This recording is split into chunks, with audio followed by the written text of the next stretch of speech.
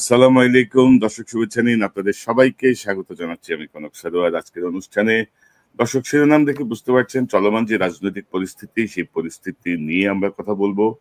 আমরা যে ফেসবুকে একটা কথা বলি না, যে কি একটা বস্তার মধ্যে দিয়ে দেশ যাচ্ছে। এত রকমের মানে ইস্যু, এত রকমের বিষয়। যেটা বলছিলাম যে 2 টার্মের বেশি যদি আপনি প্রধানমন্ত্রীর সিস্টেম রাখেন, তাহলে আবারও বাংলাদেশে ফ্যাসিবাদ ফিরে আসার আশঙ্কা থাকবে। কাজে আমি বাংলাদেশের একজন প্রবীণ নাগরিক হিসেবে আমার প্রত্যাশা হচ্ছে যে অবশ্যই এখানে ছাড় দেওয়ার কোনো সুযোগ নাই। 2 টার্মের বেশি বাংলাদেশে প্রধানমন্ত্রী থাকতে পারবে না। মিনিমাম এটাতে ঐক্যমত হতে হবে। আর এটাতে যদি ঐক্যমত না হয়, তাহলে নির্বাচন যতই করেন না কেন অন্য কোনো সংস্কারের কোনো ভ্যালু আমার কাছে নাই। আর যদি আরো এখানে প্রশ্ন আছে যে ঠিক আছে, বিএনপি এখন মানলো, মেনে তারপরে সে ক্ষমতায় গিয়ে এই সংস্কার প্রস্তাব ছুঁড়ে ফেলে দিল। চারিদিকে সবখানে একটা তালগোল, বিভ্রান্তিকর অবস্থা। তো এই সব পরিস্থিতি, সার্বিক পরিস্থিতি নিয়ে আমরা কথা বলবো আজকে। আমাদের অতিথি আপনাদের অত্যন্ত প্রিয় মানুষ, মজলুম সাংবাদিক সম্পাদক ডক্টর মাহমুদুর রহমান, যিনি বিনিয়োগ বোর্ডের চেয়ারম্যান ছিলেন, তিনি সাবেক জ্বালানি উপদেষ্টা। মাহমুদ ভাই, আপনাকে স্বাগত জানাচ্ছি আজকের অনুষ্ঠানে। ধন্যবাদ কনক। কনক এবং দর্শক শ্রোতা, আসসালামু আলাইকুম। ওয়ালাইকুম আসসালাম মাহমুদ ভাই। তো মাহমুদ ভাই, এই যে কি একটা অবস্থা, মানে কিভাবে দেখতেছেন আপনি? ধরেন আমরা কিন্তু বেশ কিছু বিষয় দেখছি। সর্বশেষ গত দুদিন আগে বিএনপির যেই তারুণ্যের যে সমাবেশ, সেখানে আমরা দেখলাম যে সরাসরি ডিসেম্বরের মধ্যে নির্বাচনের একটি অনেক আলটিমেটামের মধ্যে দেওয়া হয়েছে। বিএনপির এখন নতুন স্লোগান হচ্ছে remember interim, remember election in December. তো ডক্টর ইউনূস আবার জাপানে বলেছেন জুনের মধ্যে নির্বাচন হবে। তিনি আবার বলছেন যে একটি দল শুধু নির্বাচন চাই ডিসেম্বরে। এরকম একটা নানা রকমের টানা পড়েন দেখছি সেনা প্রশাসনের সাথে, সিভিল প্রশাসনের সাথে, সরকারের সাথে। বারবার বলা সত্ত্বেও উপদেষ্টা পরিষদে কোনো পরিবর্তন নাই। তো সব মিলিয়ে বিষয়টা আপনি কিভাবে দেখছেন? এখন আমি যদি এই যে নির্বাচন বা সংস্কার নিয়ে আমি যদি একটু বলি, বিএনপি বলতে যাচ্ছে সংস্কার একটি চলমান প্রক্রিয়া, ন্যূনতম সংস্কার করে নির্বাচন দেওয়া হোক। এখন ন্যূনতম সংস্কার বলতে এটার আসলে এরিয়া কি, এটা বলা মুশকিল। মানে এটা আমাদের কাছে স্পষ্ট না, হোয়াট ইজ ন্যূনতম সংস্কার, আমার কাছে স্পষ্ট না অন্তত।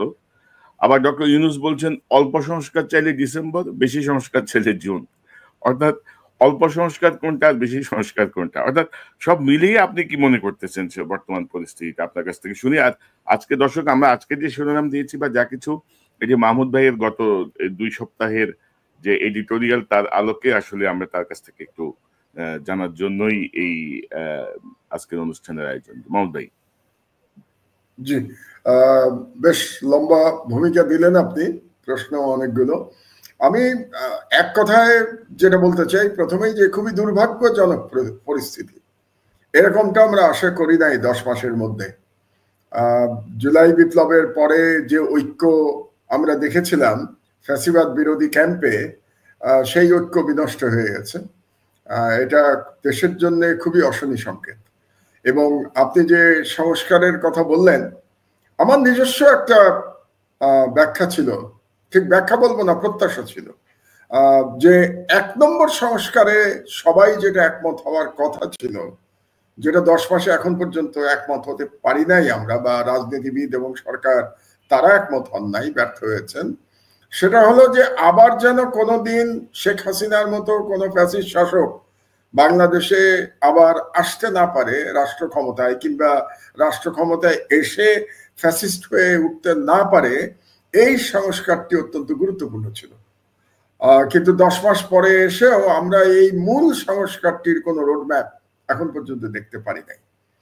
আমরা যদি একটু পিছনে ফিরে যাই, 1996 থেকে 2001, সেই সময়টা থেকে শেখ হাসিনার যে শাসন, এবং 2008 থেকে 2009 থেকে 2024 তার পলায়ন পর্যন্ত যে শাসন, এই দুটোর মধ্যে যদি আমরা পার্থক্য করি, তাহলে দেখব যে শেখ হাসিনা ফ্যাসিস্ট হয়ে উঠেছেন 2009 থেকে 2024-এর মধ্যে।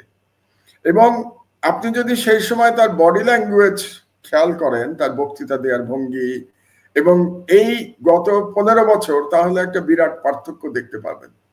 মনে হলো যেন যে এই 15 বছরের মধ্যে শেখ হাসিনা একটা দানব হয়ে উঠেছিলেন। তো এই যে সিস্টেম, যে সিস্টেমে শেখ হাসিনাকে দানব হয়ে উঠতে সহযোগিতা করেছিল, আমরা তো সেই সিস্টেমের পরিবর্তন চেয়েছিলাম। আমরা চেয়েছিলাম যে আর কোন শাসক যেন রাষ্ট্র ক্ষমতায় এসে শেখ হাসিনার মতো দানব হয়ে উঠতে না পারে। তাহলে আমি কম বেশি বুঝি না, কিন্তু এই সংস্কারটি একেবারে বাধ্যতামূলক ছিল।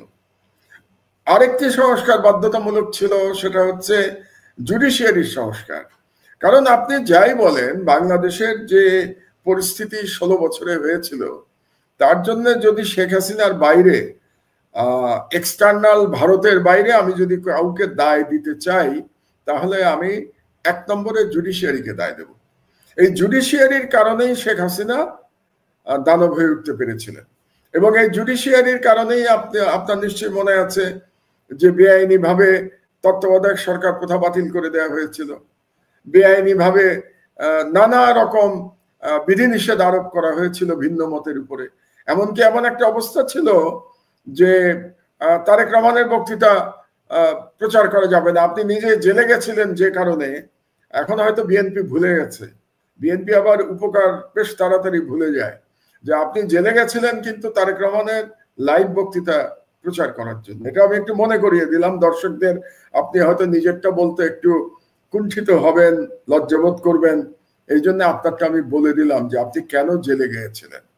আজকে আমি দেখতে পাই যে বিএনপি আপনাকে ট্রোল করে, বিএনপি আপনাকে নিয়ে নানা রকম কথা বলে, অথচ এই বিএনপির যিনি প্রধান নেতা, তার বক্তৃতার কারণে আপনাকে জেলে যেতে হয়েছিল, আপনার পরিবার লাঞ্ছিত হয়েছিল, আপনার বোনকে ধরে নিয়ে কি রকম অত্যাচার করা হয়েছিল, আপনারা সপরিবারে দেশ ছাড়তে বাধ্য হয়েছেন। এগুলো বিএনপির নেতারা জানেন কিনা, জানলেও স্বীকার করতে চান না বর্তমানে মনে হচ্ছে। তো আমরা চাই নাই যে আবার এরকম শেখ হাসিনা তৈরি হবে বাংলাদেশে, যে কনক সরোয়ারের বোনকে জেলে ধরে নিয়ে যাবে। এরকম পরিস্থিতি যেন না হয়। তাহলে এটা না হতে গেলে বিচার বিভাগ অত্যন্ত গুরুত্বপূর্ণ। তো সেখানে আমরা সংস্কার চেয়েছিলাম। আমার কাছে যেটা মনে হয় সেটা হলো যে যেটা সবচেয়ে বড় ভুল হয়েছে ডক্টর ইউনূস এবং তার উপদেষ্টা মণ্ডলীর বা তার পরামর্শকদের, যে তারা সংস্কারগুলোর একটা প্রায়োরিটি ঠিক করতে পারেন নাই। এই প্রায়োরিটি ঠিক না করতে পারাটা এই সরকারের সবচেয়ে বড় ব্যর্থতা বলে আমি মনে করি। আর এই কারণে এটা একটা কারণ। আর অপরদিকে আমরা যদি বিএনপির দিকে তাকাই, তাহলে দেখব যে বিএনপি এখন যে ভাষায় কথা বলছে ডক্টর ইউনূস সম্পর্কে, সেই ভাষার সাথে হাসিনার ভাষার কিন্তু খুব একটা পার্থক্য নাই। তো এই ধরনের ভাষা তারা ব্যবহার করছে। তারা বলতে চাচ্ছে বর্তমান সরকারের সাথে নাকি শেখ হাসিনার সরকারের তুলনা চলে। আমি মনে করি এটা বিএনপির পক্ষ থেকে এক ধরনের অকৃতজ্ঞতা। কারণ শেখ হাসিনার সরকারের সময় হলে, আমি আমার কথা বলি, বিএনপিটা আমি বাদই দেই, কৃতজ্ঞতা যার যার ব্যাপার, আমি বাংলাদেশে আসতে পারতাম না। আমি আমার এই একেবারেই বয়োবৃদ্ধা মায়ের পাশে থাকতে পারতাম না। আমার মা এখন শয্যাশায়ী, কখনো তিনি আমাকে চিনতে পারেন, কখনো চিনতে পারেন না, এরকম অবস্থায় আছেন, এই বয়সে যা হয়। তো এই সময় যে আমি তার পাশে থাকতে পারছি, এটা আমি পারতাম না এই জুলাই বিপ্লব না হলে। আমি আমার দেশ আবার চালু করতে পারতাম না। আমার দেশের এতগুলো সাংবাদিক আবার চাকরি ফিরে পেতেন না, এবং তারা যে আনন্দের সাথে এখন আবার সাংবাদিকতায় ফিরে আসতে পেরেছেন, সেই আনন্দ আপনি বাংলাদেশে আসলে দেখতে পেতেন আর কি। তাদের চোখে মুখে সর্বক্ষণ আনন্দ যে তারা আবার পত্রিকায় কাজ করতে পারছেন। তো এটার জন্য আমি কিন্তু কৃতজ্ঞ, আমার দেশ পরিবার কিন্তু কৃতজ্ঞ জুলাই বিপ্লবের কাছে, জুলাই বিপ্লবীদের কাছে। এখন বিপ্লবীদেরও অনেক ভুল হয়েছে। তো তাহলে আমি যেটা বলতে চাচ্ছি সেটা হলো যে বিএনপি যে ভাষায় কথা বলছে প্রফেসর ইউনূস সম্পর্কে, কিংবা তারা শেখ হাসিনার ল্যাঙ্গুয়েজ যে ব্যবহার করছে, এটাতে আমি অবাক হচ্ছি যে এই ভাষা তারা কিভাবে ব্যবহার করে, কিংবা বর্তমান সরকারকে কেমন করে তারা শেখ হাসিনার সরকারের সাথে তুলনা করতে পারে আমি জানি না। রাজনীতিবিদদের মন মানসিকতা আমি বুঝতে পারি না, কারণ আমি নিজে রাজনীতিবিদ নই। আর 3 নম্বর পক্ষ যেটা এই লড়াইয়ের মধ্যে, তারা যে ছাত্র নেতারা যারা জুলাই বিপ্লবে নেতৃত্ব দিয়েছিল, তারাও ব্যর্থ হয়েছে গত 10 মাসে। তারা নিজেদের একটা ভালো করে দল গোছাতে পারে নাই, এবং তাদের যে অনভিজ্ঞতা এটা প্রতি পদে পদে দেখা গেছে। তাদের মধ্যে যে আদর্শিক বিরোধ আছে এটা দেখা গেছে। তারা ঠিক করতে পারছে না এখনো যে তারা তাদের আদর্শ হিসেবে কোনটাকে ধরে নেবে। আদর্শ হিসেবে তারা একটা মধ্যপন্থার দিকে বোধহয় থাকতে চাচ্ছে। তারা একটু ইসলাম প্রশ্নে মাঝে মাঝে তাদের কোনো কোনো নেতাকে একটু অস্বস্তিকর অবস্থায় দেখা যাচ্ছে। তারা আবার কেউ কেউ পোস্ট দিচ্ছেন, পোস্ট দিয়ে আবার পোস্ট মুছে ফেলছেন, আবার পোস্ট দেওয়ার জন্য দুঃখ প্রকাশ করছেন। এটাও একটা আশ্চর্য ব্যাপার যে বর্তমান সরকারের উপদেষ্টারা কথায় কথায় পোস্ট দেন, স্ট্যাটাস দেন বিভিন্ন জায়গায়, ইনস্টাগ্রামে কিংবা ফেসবুকে। তারা জানেন না যে উপদেষ্টার চেয়ারে বসে এগুলো করা যায় না। তো এই কমন সেন্স যাদের নাই তারা কিভাবে রাষ্ট্র চালাবেন? সুতরাং ছাত্ররাও যেটা করেছে তারা দল করতে পারেনি। এবং তার চেয়ে বড় কথা হলো যে কোনো কোনো ছাত্র নেতার নামে দুর্নীতির অভিযোগ উঠছে।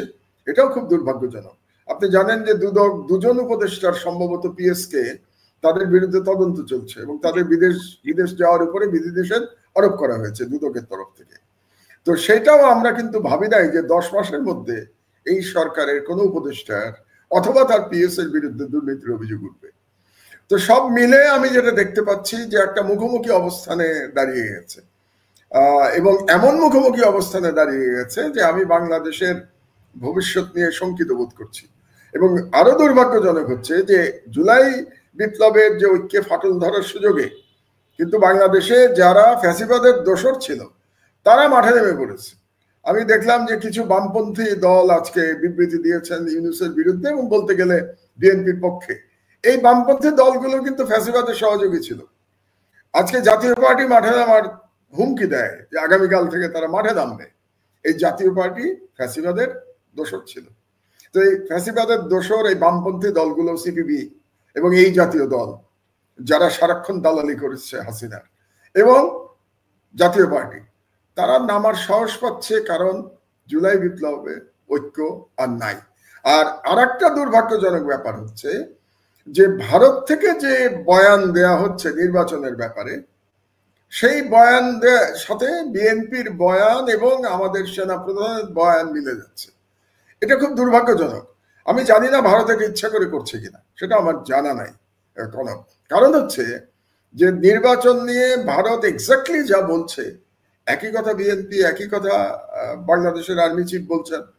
এমনও হতে পারে ভারত এটা বাংলাদেশের মিলিটারি প্রধান এবং বিএনপিকে বিতর্কিত করবার জন্য করছেন, হতেও পারে। আমি বলছি আর কি যে তারা হয়তো এগুলো বলে তারা বিতর্কিত করছেন বিএনপিকে, তারা বিতর্কিত করছেন সেনাপ্রধানকে এবং বাংলাদেশের ফাটলটাকে আরো বিস্তৃত করছেন। তো এই অবস্থার মধ্যে এই যে মুখোমুখি অবস্থান, মানে এখন শুধু বাকি আছে বিএনপির বলা হাসিনার মতো যে ইউনূসকে পদ্মায় 2টা চুয়ান দিয়ে আসো, 2বার চুয়াবা কিন্তু মরে না যায়, এরকম বলাটা শুধু বাকি আছে মনে হচ্ছে বিএনপির তরফ থেকে। এছাড়া যে ভাষাগুলো ব্যবহার করা হচ্ছে তাকে সুৎখর বলা হচ্ছে।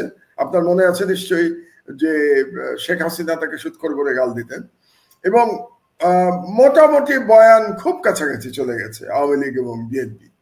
এবং এইদিকে আবার প্রফেসর ইউনূসের আমি একটু সমালোচনা করতে চাই যে তিনি জাপানে গিয়ে বাংলাদেশের রাজনীতি নিয়ে কথা না বলাটা ওনার সমীচীন হয় নাই।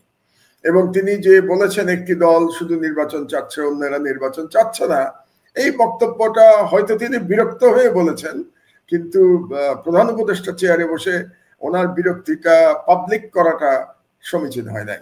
কাজেই এই অবস্থার মধ্যে প্রফেসর ইউনূস আগামীকাল ফিরে আসবেন এবং ফিরে আসলে পরে বোঝা যাবে যে কোন দিকে করাচ্ছে।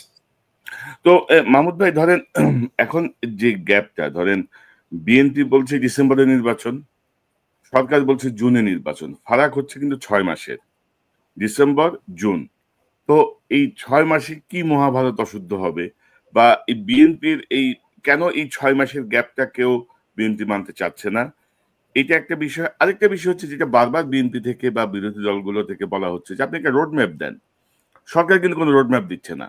তো সরকার বললেই হয় যে আমরা একটা কার্য, রোডম্যাপটা মানে কি, যে আমার ইলেকশন কমিশন এইভাবে ভোটার তালিকা সম্পন্ন হবে এত তারিখে, তফসিল ঘোষণা হবে এত তারিখে, নির্বাচনের সম্ভাব্য তারিখ এত, আমরা এইভাবে আমরা প্রস্তুতি নিচ্ছি। তো এই জায়গাটা কিন্তু সরকার কিন্তু এক ধরনের রিজিকনেস দেখাচ্ছে যে না, কোনো রোড ম্যাপ নাই, বারবার বলা হচ্ছে। তো বিএনপি আবার এটাকে বড় একটা ইস্যু করছে যে আমরা তো নির্বাচন চাচ্ছি না, আমরা একটা রোড ম্যাপ চাচ্ছিলাম, সেই রোড ম্যাপ দিতে আপত্তি। তো আপনি কি মনে করেন ডিসেম্বর জুন রোড ম্যাপ কি মনে করেন কোথায় সমস্যা? না, এখন তো মূল সমস্যা হচ্ছে আস্থার সংকট। বিএনপি এবং প্রফেসর ইউনূস মনে হচ্ছে একজন আরেকজনকে বিশ্বাস করতে পারছেন না। কারণ বিএনপির 6 মাসে খুব বেশি রিয়াক্ট করার কথা ছিল না, কিন্তু বিএনপি কেন রিয়াক্ট করছে? আজকে বিএনপির একজন সিনিয়র নেতা বলেছেন যে জুনে নির্বাচন হওয়া মানে আর কখনো নির্বাচনই হবে না। তো এই ধরনের কথা উনি কেন বললেন? তার মানে উনি যেটা বলতে চাচ্ছেন যে জুন পর্যন্ত নিতে পারলে ডক্টর ইউনূস আর নির্বাচন দেবেন না। এটা আমার কাছে মনে হচ্ছে এটা খুব যুক্তিসঙ্গত কথা নয়। কিন্তু তারপরেও যেটা আপনার সাথে আমি একমত যে ইউনূস সাহেব বলছেন যে তার রোড ম্যাপ অনুযায়ী ডিসেম্বর থেকে জুনের মধ্যে উনি নির্বাচন দেবেন। তো এখন যেহেতু বিএনপি সেখানে আস্থা পাচ্ছে না, কাজেই প্রফেসর ইউনূসের একটু পরিষ্কার করা উচিত, খোলাসা করা উচিত যে কেন উনি জুন পর্যন্ত সময় চাচ্ছেন। এই জুন পর্যন্ত সময় পেলে উনি কি কি কাজ করবেন। তিনি যে বলছেন যে কম সংস্কার হলে ডিসেম্বর, বেশি সংস্কার হলে জুন। তো এখন বিএনপি যদি বলে যে আমরা কম সংস্কার চাই, তাহলে তো ওনার কথা অনুযায়ী ওনাকে ডিসেম্বরে নির্বাচন দিতে হবে। এখন কম সংস্কারটা মানেটা কি, এটা কিন্তু কেউ ডিফাইন করে নাই।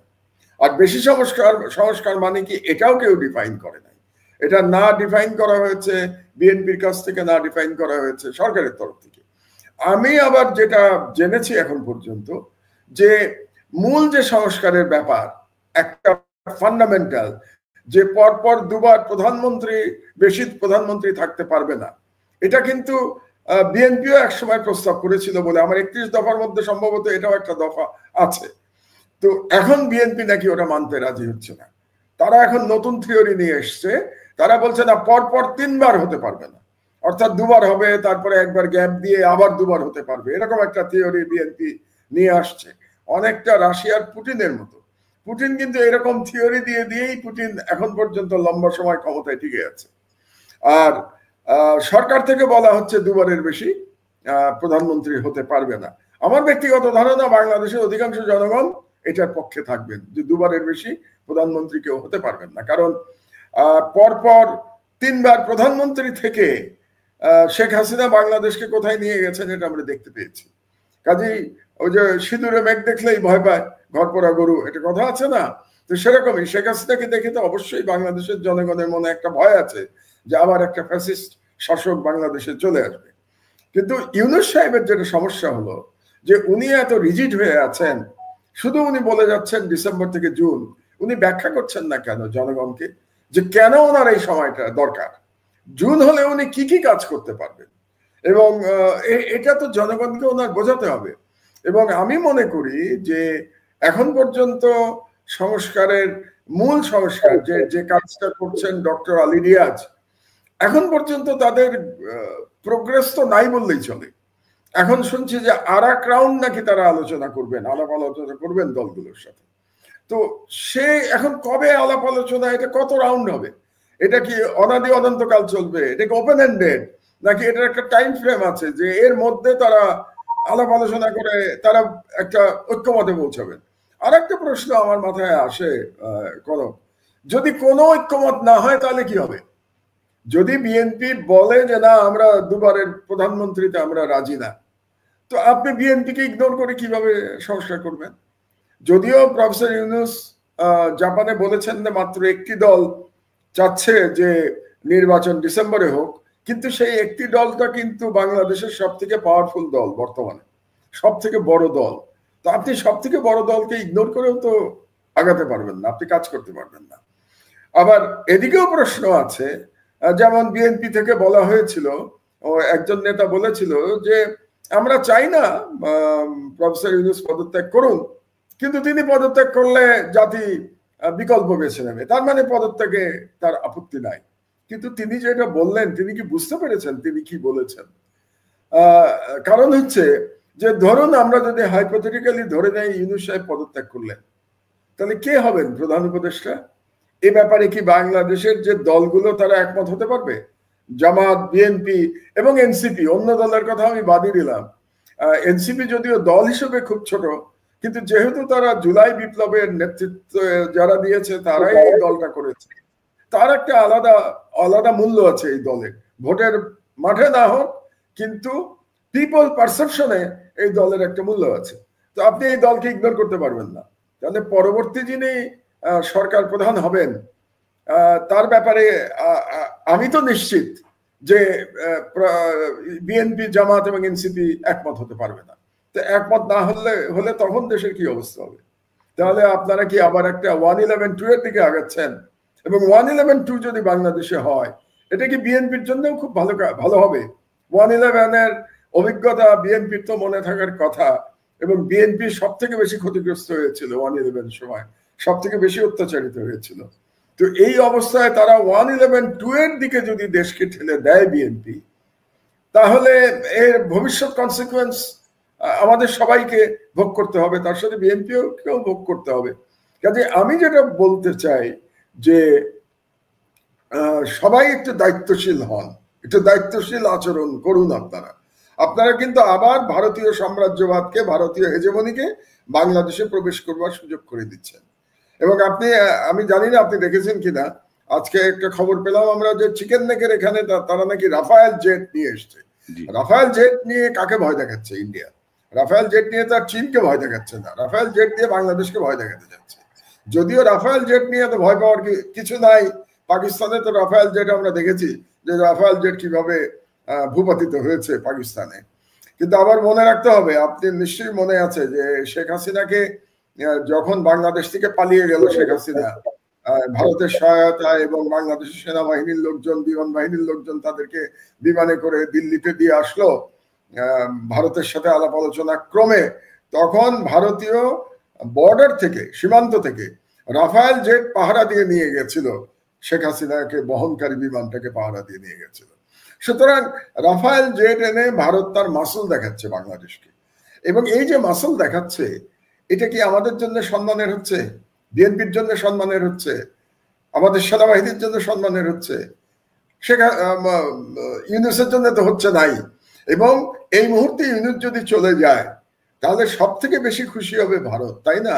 কারণ ভারতের কাছে ডক্টর ইউনুস হলো সব থেকে আপত্তি, মানে এনিমি নাম্বার 1 প্রফেসর ইউনুস।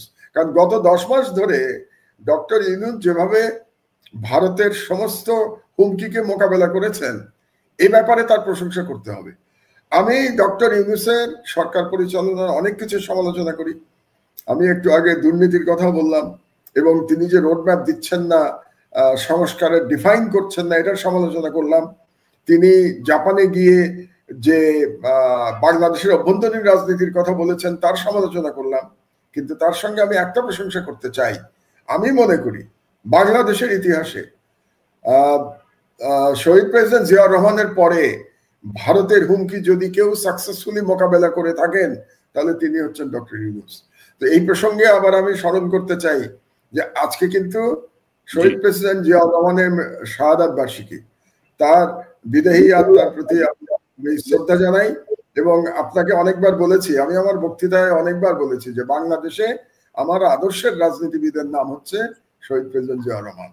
কারণ তার সততা, তার সাহস, তার দেশপ্রেম আমাকে সারা জীবন অনুপ্রাণিত করেছে, যদিও আমি কোনোদিন সরাসরি রাজনীতি করি নাই।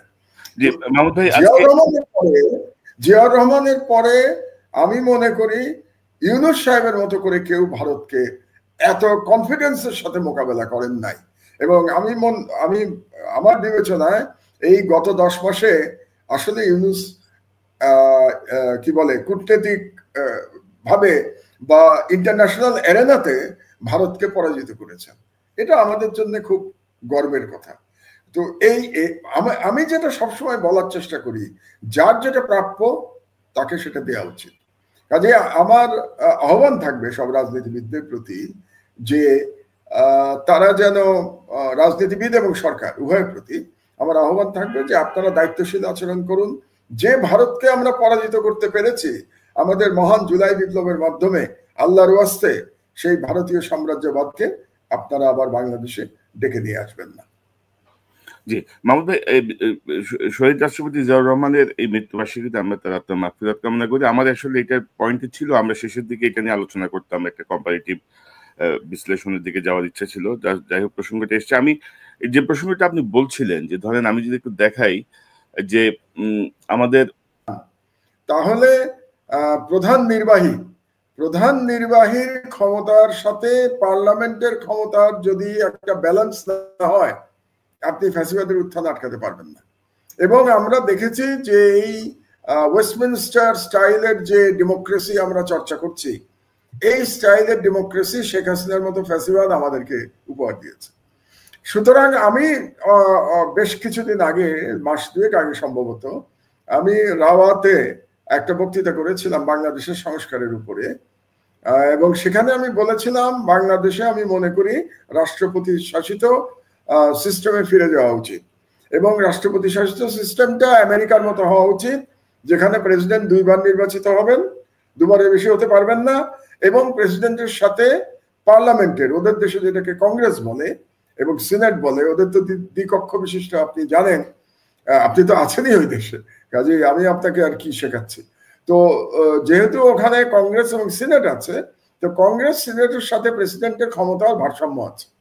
তো বাংলাদেশেও আমি মনে করি একটা প্রেসিডেন্সিয়াল সিস্টেমে আমাদের যাওয়া উচিত, প্রাইম মিনিস্টারের পদের কোনো প্রয়োজন নাই, এবং পার্লামেন্টের সাথে সেই প্রেসিডেন্টের ক্ষমতার সরকার কিংবা বিএনপি মানবে। তো বিএনপি সবসময় যেটা বলে, তারা একেবারে 72-এর সংবিধানকে তাদের কাছে এখন খুব ভালো মনে হচ্ছে। কেন তারা 72-এর সংবিধানকে ভালো বলে? তাদের তো বলা উচিত ছিল যে আমরা শহীদ জিয়ার সংবিধানকে সাপোর্ট করি। তো শহীদ জিয়ার সংবিধান তো 72-এর সংবিধান ছিল না। 72-এর সংবিধানে তো শহীদ জিয়া অনেক কিছু পরিবর্তন করেছিলেন, এটা তো আমি একটু পরে আসছি কি কি পরিবর্তন করেছিলেন। তো 72-এর সংবিধানে যদি থাকতে চান আপনি, তার মানে পার্লামেন্টারি সিস্টেমে থাকবেন, সেক্ষেত্রেও আমি মনে করি তখন আপনি কি করবেন, কিভাবে আটকাবেন সেটাকে? কারণ আমরা তো ধরে নিচ্ছি যে আগামী নির্বাচনে বিএনপি জয়লাভ করবে, এখন পর্যন্ত তাই মনে হচ্ছে, কোনো অল্টারনেটিভ তো আমার চোখে পড়ছে না। যে বিএনপি জয়লাভ করার কথা, তো বিএনপি জয়লাভ করে তারা যদি সিনসিয়ার না থাকে সংস্কারের উপরে, কোন নেতা কিন্তু বিএনপির বলেছেন যে এই সমস্ত সংস্কার আমরা মানব না, এরকম বক্তব্য আমরা শুনেছি। তো সেক্ষেত্রে বাংলাদেশের ভবিষ্যৎ আবারও আমাদের হয়তো লড়াইতে নামতে হবে, যেটা আমি একটা আমার লেখায় আমি লিখেছিলাম এই বুধবারের আগের বুধবারে, যে জুলাই বিপ্লব অসমাপ্ত থেকে গেছে, হয়তোবা জুলাই বিপ্লব সমাপ্ত করতে হবে। তো এটা একটা আশঙ্কা তো আমাদের আছেই। কিন্তু আমি তো এখন যেটা দেখতে পাচ্ছি, তাতে কি নির্বাচন পর্যন্ত প্রফেসর ইউনূস টেনে নিয়ে যেতে পারবেন? কারণ আলটিমেটাম দিয়ে দিয়েছে বিএনপি, ডিসেম্বরের মধ্যেই নির্বাচন হতে হবে। এবং আলটিমেটাম কে দিয়েছে? বিএনপির যিনি কার্যত এখন প্রধান ব্যক্তি, তিনি দিয়েছেন, তারেক রহমান দিয়েছেন, যে ডিসেম্বরের মধ্যে নির্বাচন হতে হবে। So that's ultimatum. তো এই আলটিমেটাম যদি ইউনূস সাহেব না মানেন, তাহলে তো রাস্তায় তো শক্তি বিএনপি দেখাতেই পারে। তো রাস্তায় শক্তি দেখিয়ে যদি সরকার অচল করে দেয়, তাহলে বাংলাদেশ কি হবে আপনি আমি কেউই জানি না।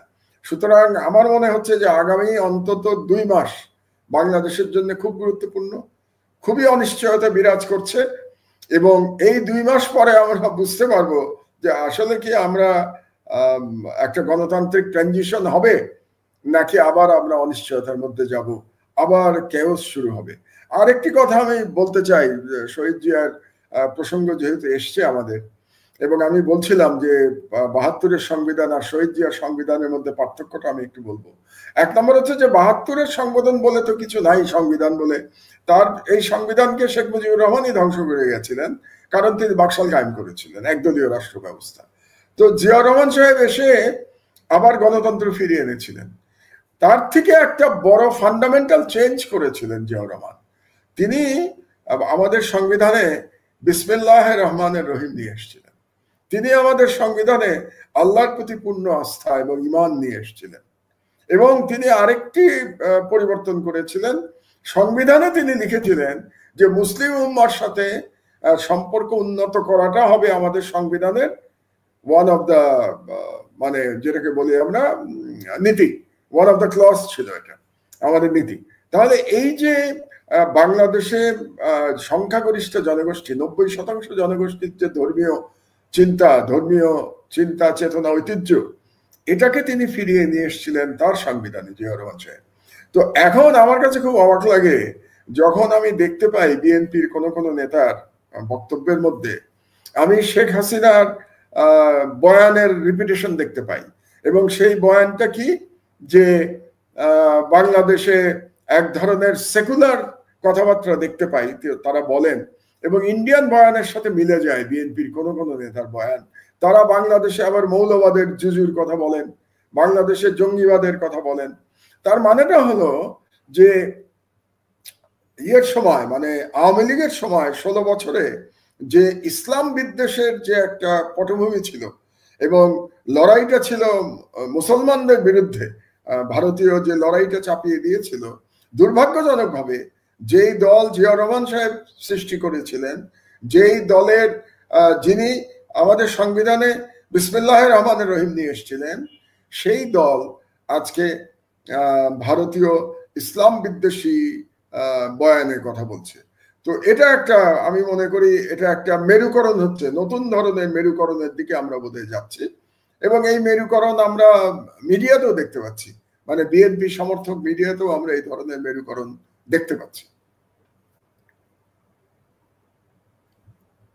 এখন মাহমুদ ভাই, যে ধরেন আমরা এই সরকার গঠন হওয়ার পর থেকে আমরা তো বলবো যে আপনি সহ আমরা আলোচনা করেছি যে উপদেষ্টা পরিষদে যাদেরকে নেওয়া হয়েছে তাদের ব্যাপারে আমাদের পর্যবেক্ষণ ছিল প্রথম থেকেই, এবং এখন ক্রমশ যত দিন যাচ্ছে আমাদের পর্যবেক্ষণগুলোই কিন্তু যে সত্য পর্যবেক্ষণ ছিল বা আমাদের যে উপলব্ধিটা বক্তব্যগুলো যে ঠিক ছিল সেটি ক্রমশ প্রমাণিত হচ্ছে। এবং আপনি যদি দেখেন যে 10 মাসে আপনি যদি প্রথমেই বলছিলেন জুডিশিয়ারির তেমন কোনো পরিবর্তনই হয় নাই, মানে কয়েকজন বিচারপতিকে মানে অবসর দেওয়া ছাড়া যে কার্যকর যে পরিবর্তনগুলো এগুলো কিছুই হয় নাই। সবাই সবার মতো বহাল এবং সবাই সবার মতো কাজ করে যাচ্ছে, উচ্চ আদালত থেকে নিম্ন আদালত পর্যন্ত। আইন মন্ত্রণালয় একটি অকার্যকর মন্ত্রণালয় হিসেবেই অনেকের কাছে মানে মনে হচ্ছে, প্রতিভাত হচ্ছে। তো এবং আপনি যদি দেখেন যে নানা রকমের প্রতিবিপ্লবের চেষ্টা হয়েছে একদম প্রথম দিন থেকেই, নানা রকমের আন্দোলন, নানা রকমের কর্মসূচি, আনসার বিদ্রোহ, উচ্চ আদালতের একটি বিদ্রোহ, কারা বিদ্রোহ, এটা সেটা, অর্থাৎ ইউনূস সরকার কিন্তু শান্তিতে থাকতে দিচ্ছে না। এবং এই প্রতিবিপ্লবের আশঙ্কা আপনি আরো করেন কিনা, এবং সাম্প্রতিক সময়ে আপনি দেখেছেন যে সেনাবাহিনীর সাথে অন্তর্বর্তী সরকারের একটি টার্মোয়েল পজিশনে আমরা দেখলাম যে একদম মুখোমুখি অবস্থান। তো সব মিলিয়ে আপনি কিভাবে দেখেন, এবং উপদেষ্টা পরিষদের ভেতরে কেউ স্যাবোটাজ করছে কিনা? আপনি যদি দেখেন যে আমি গতকাল একটা অনুষ্ঠান করেছি যে 22 তারিখে ডক্টর ইউনূসের পদত্যাগের বিষয়টা সামনে আসলো, 24 তারিখে জানা গেল যে তিনি পদত্যাগ করছেন না, 25 তারিখে সরকারি কর্মচারী অধ্যাদেশ বলে 25 বলে একটা অধ্যাদেশ জারি করে সচিবালয়কে আনস্টেবল করে দেওয়া হলো, একটা অস্থিরতা তৈরি করা হলো। তো সব মিলিয়ে আসলে প্রতি বিপ্লবের আশঙ্কা কতটুকু, বা এই প্রক্রিয়াটা একটু কি যদি বলেন, কারণ আওয়ামী লীগ বেপরোয়া হয়ে গেছে রিফাইন্ড ওয়েতে ঢুকতে বা সরাসরি ঢুকতে। আপনার বক্তব্যটা একটু শুনি। না, আমি প্রথমে আসি উপদেষ্টা পরিষদ নিয়ে। আমি উপদেষ্টাদের ব্যক্তিগতভাবে কাউকে আমি সমালোচনা করতে চাই না, কিন্তু একটা জিনিস আপনার বলা দরকার যে প্রফেসর ইউনূস যাদেরকে উপদেষ্টা বানিয়েছেন আপনি দেখবেন যে তারা সবাই প্রায় তার পরিচিত। তার মানে প্রফেসর ইউনূসের হ্যান্ডপিক ব্যক্তিরাই কিন্তু উপদেষ্টা হয়েছে, প্রথমটা বাদ দিলে। প্রথমে তো প্রফেসর ইউনূস হয়তো তখন জানতেন না, মানে 8 তারিখে যারা যারা উপদেষ্টা হয়েছে, কিন্তু পরবর্তীতে যে সমস্ত উপদেষ্টা হয়েছে সবই তো প্রফেসর ইউনূস নিজে হ্যান্ডপিক করেছেন।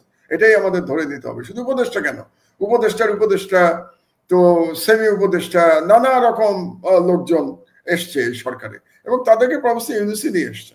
কাজে এটার দায় দায়িত্ব প্রফেসর ইউনূসকেই নিতে হবে। আমি ইন্ডিভিজুয়াল উপদেষ্টাদের এর জন্য দায়ী করতে চাচ্ছি না। এটা গেল প্রথম কথা। দ্বিতীয় হচ্ছে যে উপদেষ্টারা অনেক কাজে ব্যর্থ হয়েছে, আমি একমত, এবং এটা নিয়ে আমরা আগেও অনেকবার আলোচনা করেছি। কিন্তু সরকারের বর্তমানে যে অবস্থা, সেখানে উপদেষ্টা মন্ডলীর পরিবর্তন করার আর সময় আছে বলে আমি মনে করি না। সেই পরিস্থিতি এখন নাই, এবং উপদেষ্টা মন্ডলী পরিবর্তন করে প্রফেসর ইউনূস এটাকে সামাল দিতে পারবেন বর্তমান পরিস্থিতি, সেটাও আমার কাছে মনে হচ্ছে না। কারণ একটা সরকার টিকে থাকে দুটো ফোর্সের মাধ্যমে, এটা বুঝতে হবে আমাদেরকে।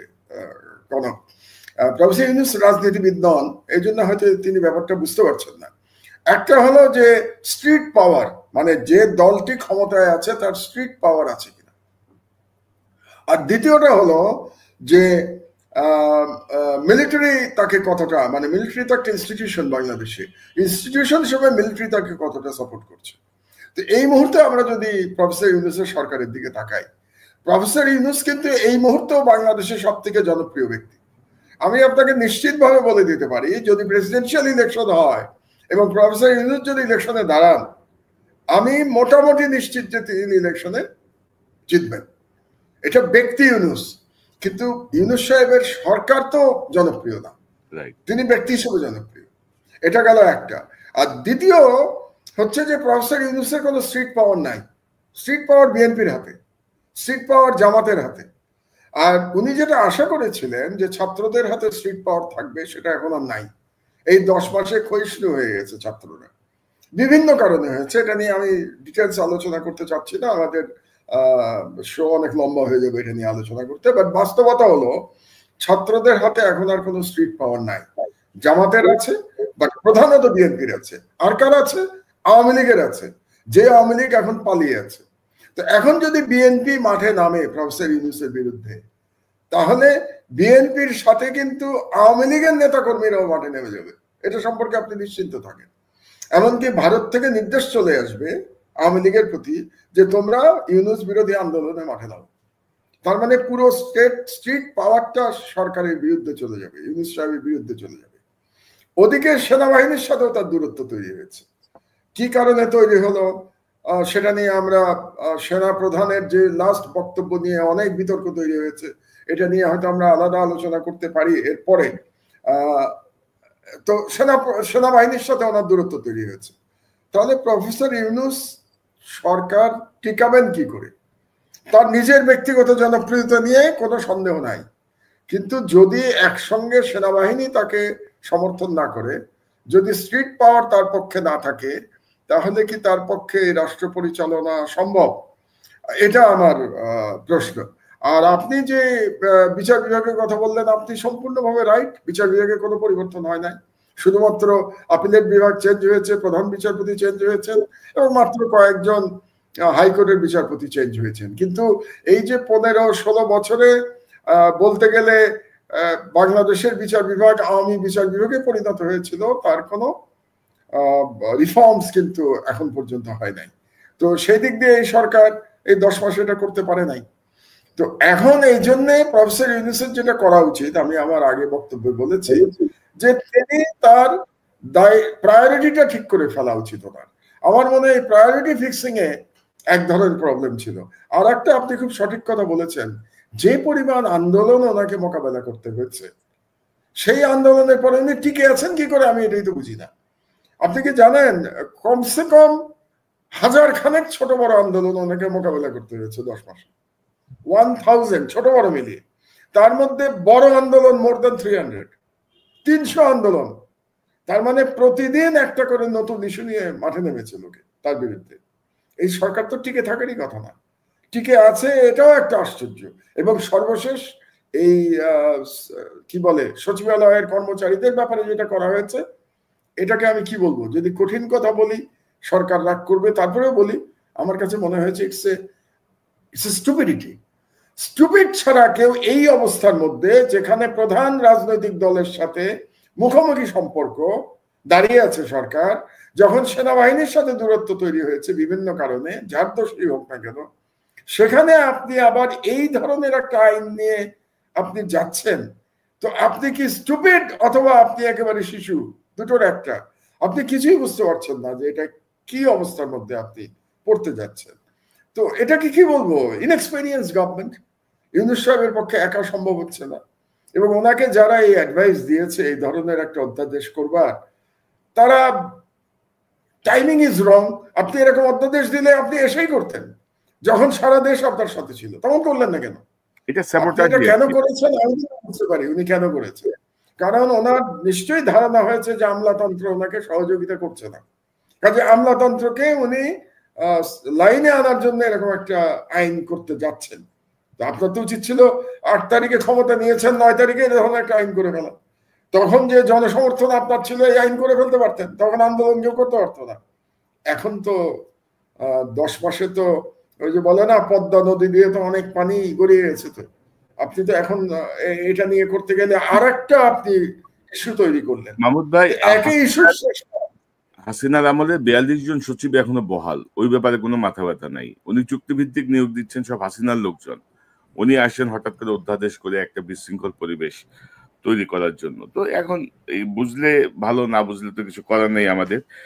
আরেকটি ইস্যু যেটি করিডোর ইস্যু, মানে বিএনপির কিন্তু ধরেন রোডম্যাপ এবং করিডোর এই দুটা নিয়ে তাদের মূল আপত্তির জায়গাটা আর কি। তো করিডোরের বিষয়টা তো আসলে এখনো ওইরকম সুনির্দিষ্ট কিছু না, এবং সরকারও ধরেন হঠাৎ করে একবার তহিদ হোসেন বলল যে আমরা নীতিগতভাবে একমত, আবার প্রেস সেক্রেটারি বললো যে না আমরা এখন এই জাতীয় কিছু হয় নাই।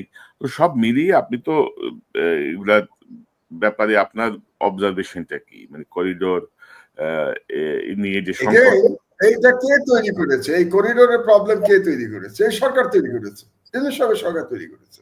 কারণ এই করিডোর শব্দটা প্রথমে কে ব্যবহার করেছে? Foreign adviser.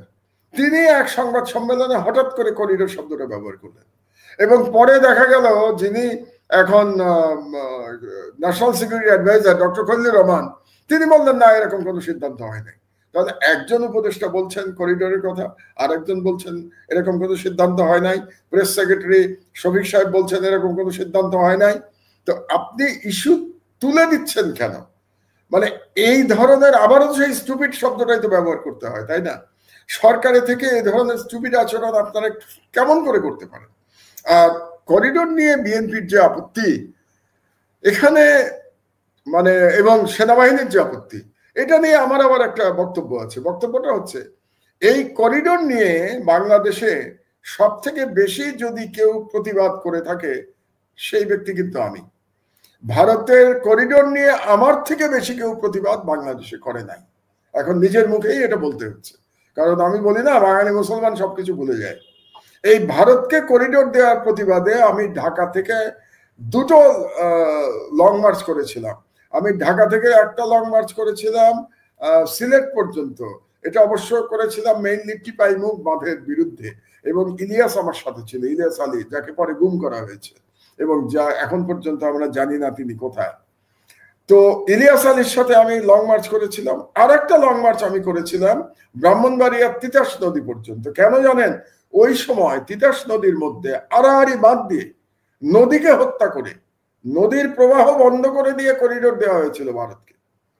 আমি লং মার্চ করে গেছিলাম সেই সময়, গিয়ে আমি ওই বাঁধের উপরে কোদাল চালিয়েছিলাম, প্রতীকী। আমি কোদাল চালিয়ে গিয়ে অত বড় বাঁধ ভাঙতে পারবো, প্রতীকী।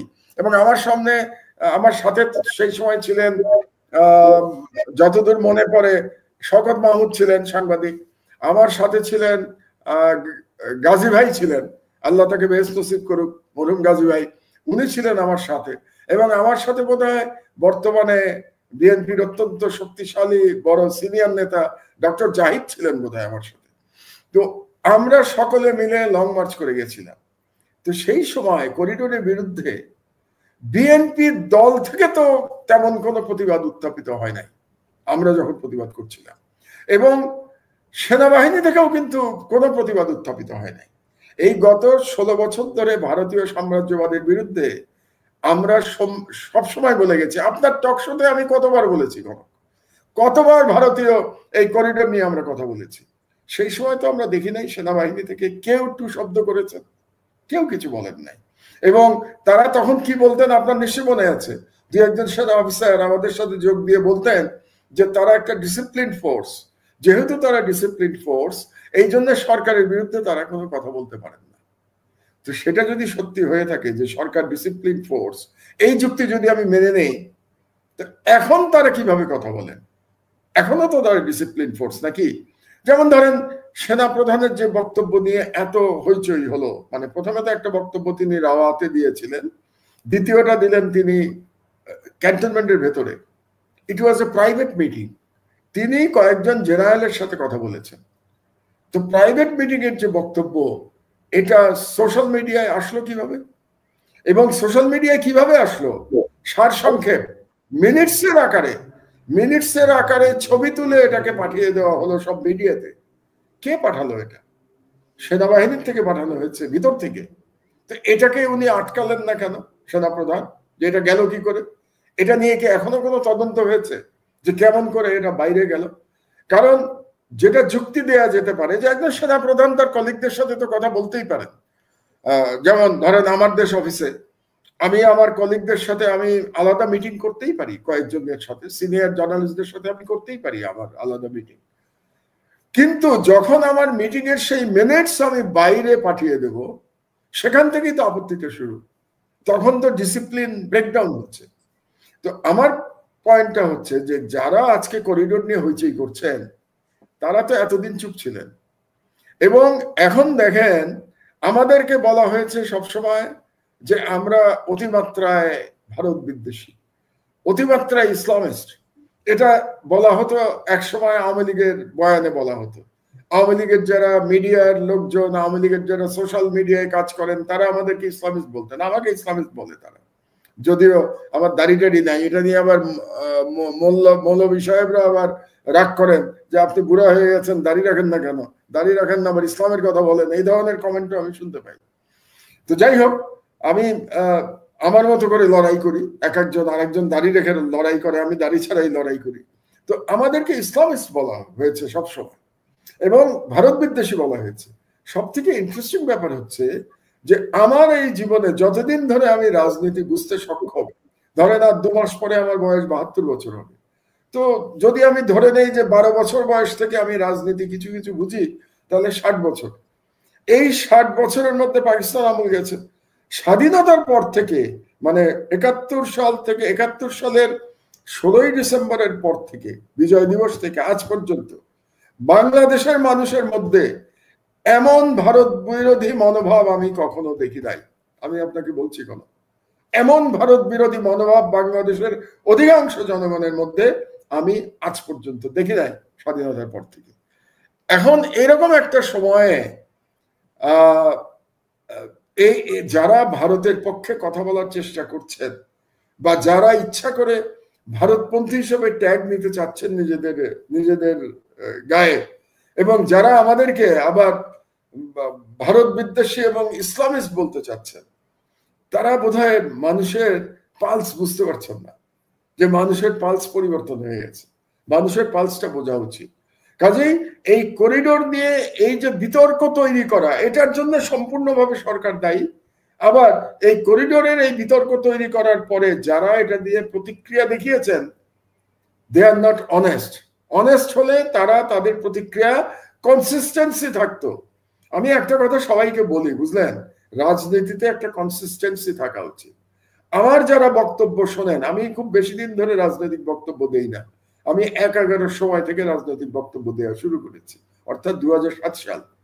আজকে 2025 সাল, তার মানে 18 বছর। এই 18 বছরে আমার বক্তব্যে আপনি ইনকনসিস্টেন্ট কোথাও পাবেন না।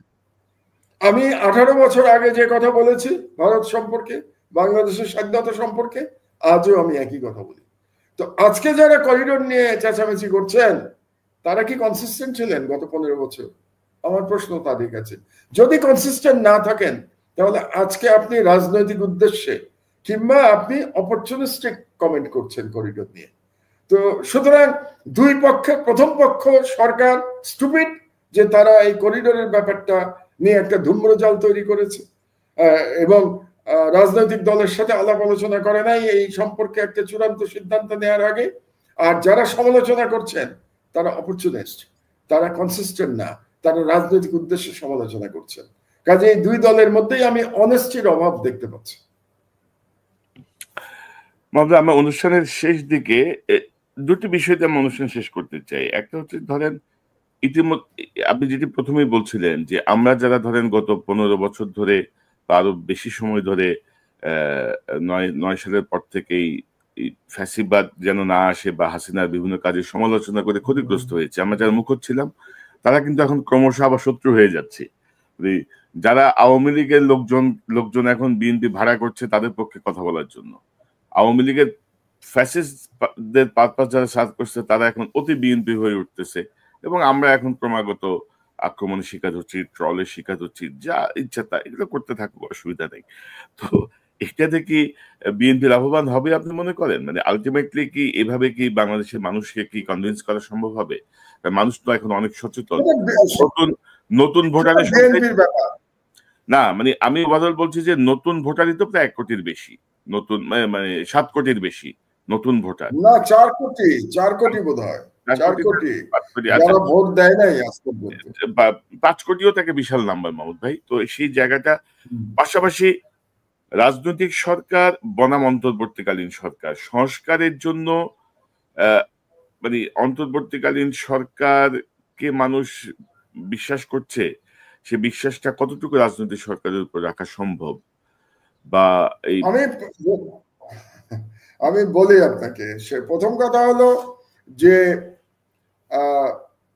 আওয়ামী লীগকে যারা এতদিন ফ্যাসিবাদ প্রতিষ্ঠা করতে সহযোগিতা করেছে, বাংলাদেশের তথাকথিত লেফট ওরিয়েন্টেড মিডিয়া কিংবা লেফট ওরিয়েন্টেড মিডিয়া পার্সোনালিটিস, এই যে শ্রেণীটা কিংবা একেবারে বাম রাজনীতিবিদ, তারা এখন সম্পূর্ণভাবে বিএনপিকে সমর্থন করছে।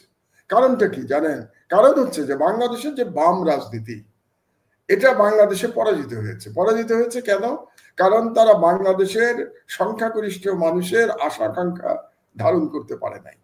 তারা অ্যান্টি ইসলামিক, তারা ইসলাম বিদ্বেষ লালন করে।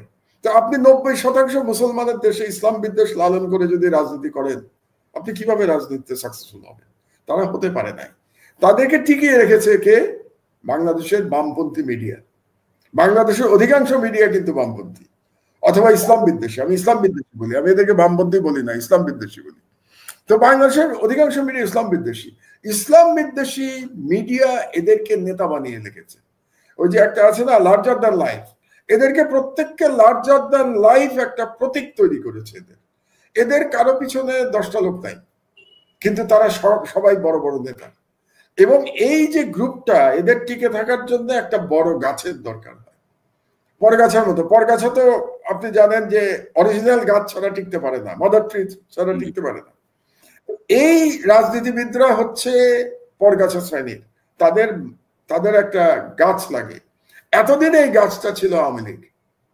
তা আওয়ামী লীগের পতন হয়েছে, বলতে গেলে আওয়ামী লীগের ফিরে আসার সম্ভাবনা নাই বললেই চলে। আওয়ামী লীগ নামে ফিরে আসার সম্ভাবনা নাই বললেই চলে, অন্তত অদূর ভবিষ্যতে। আমাদের জীবদ্দশায় হয়তো আমরা দেখবো না, আমরা যারা জীবনের শেষ প্রান্তে পৌঁছে গেছি।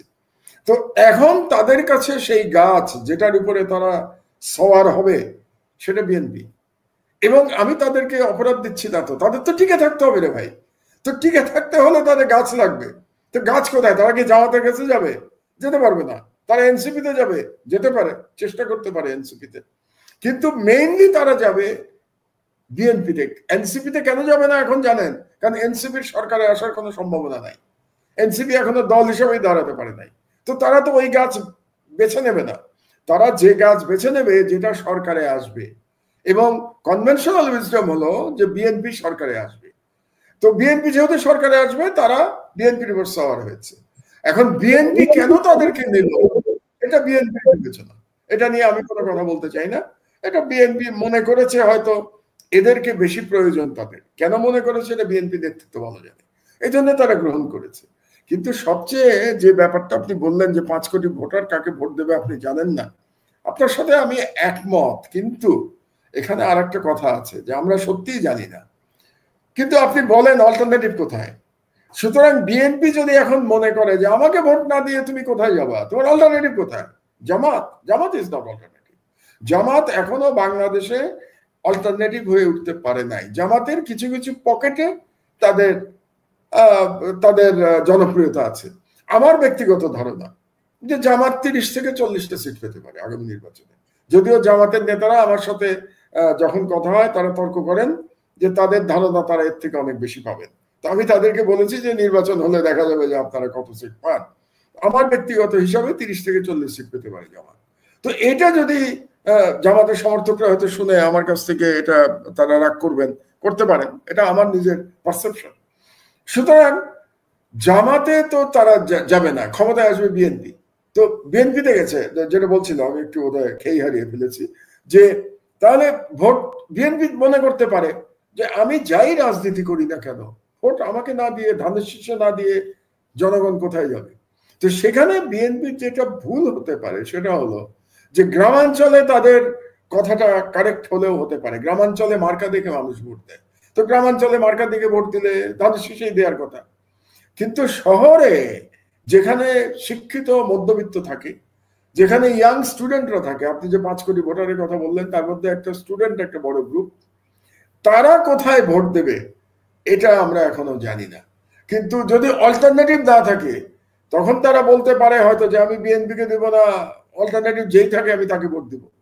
তখন কোনো দলকে ভোট না দিয়ে ব্যক্তিকে ভোট দিতে পারে, যে দুজন ব্যক্তির মধ্যে যাকে আমার পছন্দ আমি তাকে ভোট দেবো। এটা হবে কিনা আমি বলতে পারছি না, কিন্তু এখনো আমার ধারণা, এখনো আমি নিশ্চিত যে নির্বাচন হলে পরে বিএনপি জয়লাভ করবে। কিন্তু বিলিয়ন ডলার কোশ্চেন হচ্ছে যে এই নির্বাচনটা কি ইউনিট সরকারের অধীনে হবে, নাকি আরেকটি কোনো নতুন সরকারের অধীনে হবে, নাকি 1-11-2 গভর্নমেন্টের অধীনে হবে। আমাদের কিন্তু নির্বাচনে কে জিতবে বাদ দিয়ে এখন এটা নিয়ে বেশি চিন্তা করা উচিত, যে আমরা কি 1-11-2 দেখবো, নাকি ইউনুস সাহেবের জায়গায় যেটা বিএনপির এক নেতা বলেছেন যে জাতি আর একজনকে খুঁজে নেবে, তো জাতি কাকে খুঁজে নেয় এটা দেখার অপেক্ষায় আছে।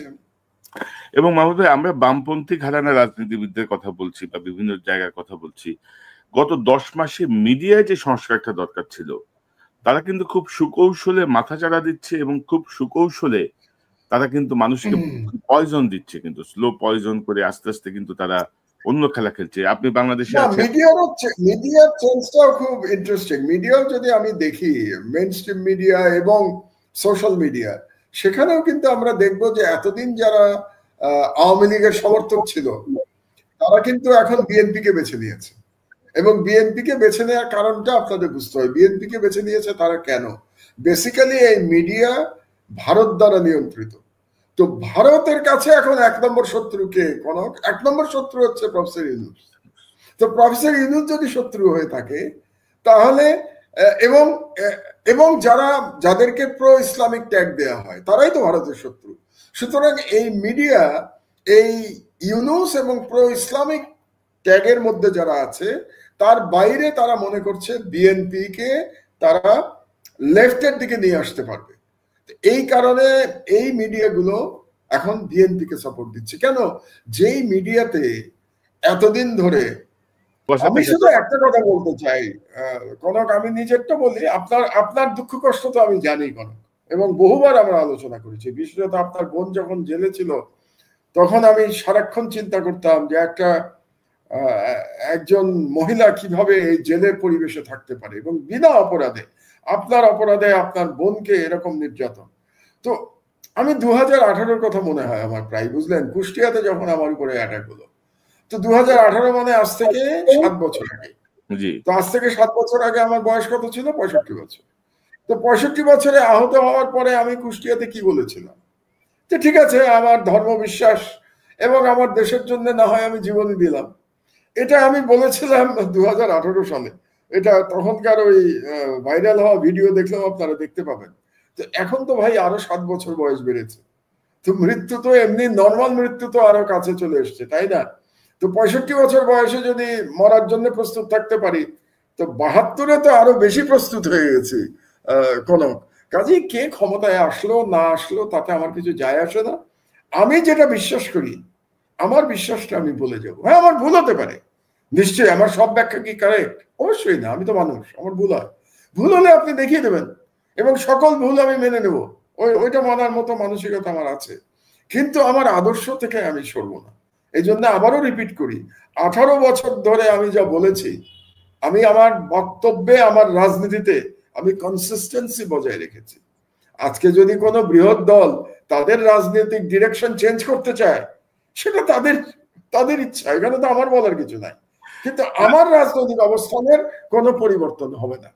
না মাহমুদ ভাই, আপনি বাংলাদেশের একমাত্র ব্যক্তি বলবো আমি, যিনি আদালতে দাঁড়িয়ে ক্ষমা প্রার্থনা না করে আপনি আপনার অবস্থানে অনড় ছিলেন, 5 বছর জেল খাটছেন, প্রায় 37 দিন বোধহয় আপনি রিমান্ডে ছিলেন।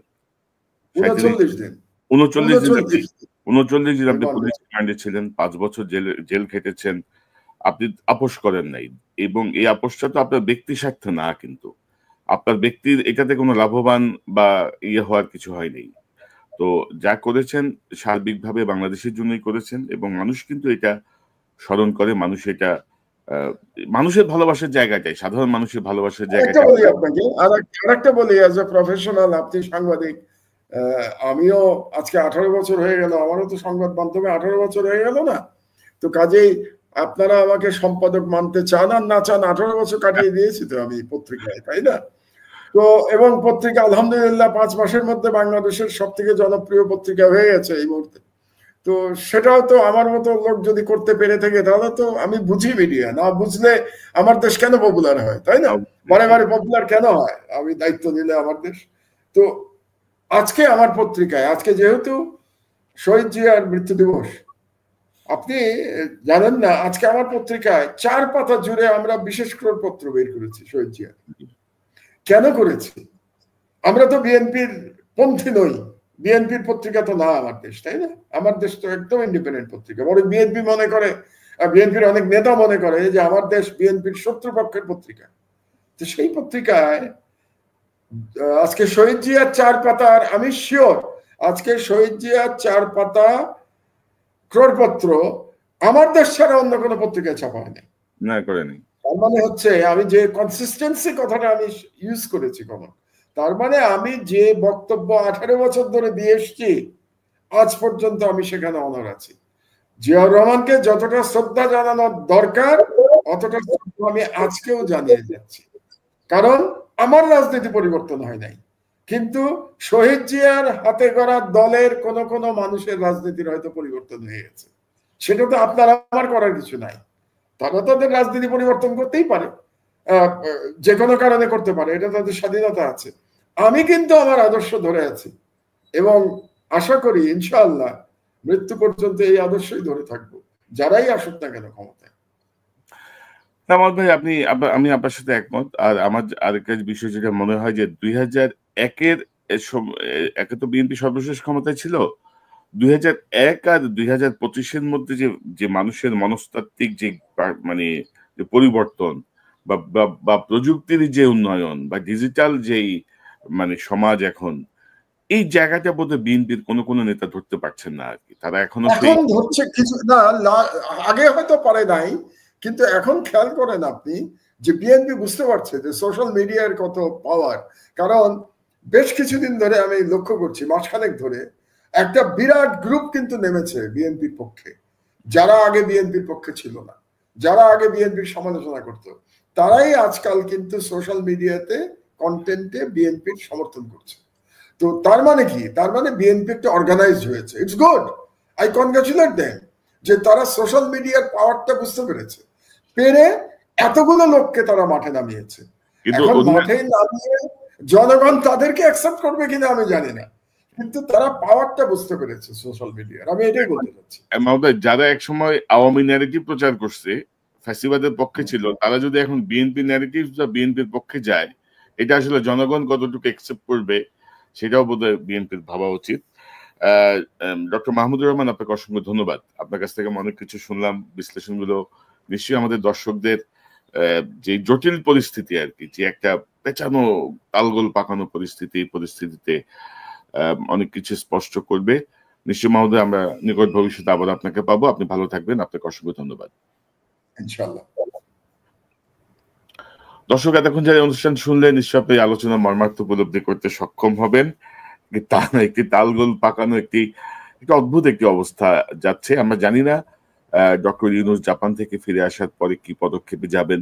যদিও ডক্টর মাহমুদুর রহমান মনে করছেন যে এই মুহূর্তে উপদেষ্টা পরিষদে পরিবর্তনে আর সময় নাই, কিন্তু তারপরেও একেবারে ধরেন যেসব উপদেষ্টাদের কার্যক্রমই স্পষ্ট না, যারা তালগোল পাকিয়ে ফেলেছেন, আমার মনে হয় যে জুন পর্যন্ত কিন্তু এখনো প্রায় 1 বছরের বেশি সময়।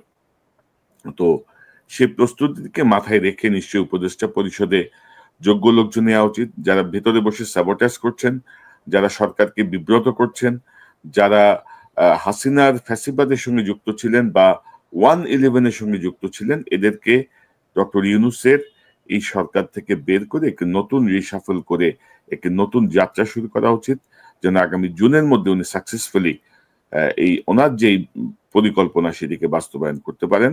বাট ডিসেম্বর না জুন, এই নিয়ে সামনে কি হয় তার জন্য আমাদেরকে আসলে অপেক্ষা করা ছাড়া কোনো উপায় নেই। আবারও দেখা হবে ইনশাল্লাহ। আসসালামু আলাইকুম।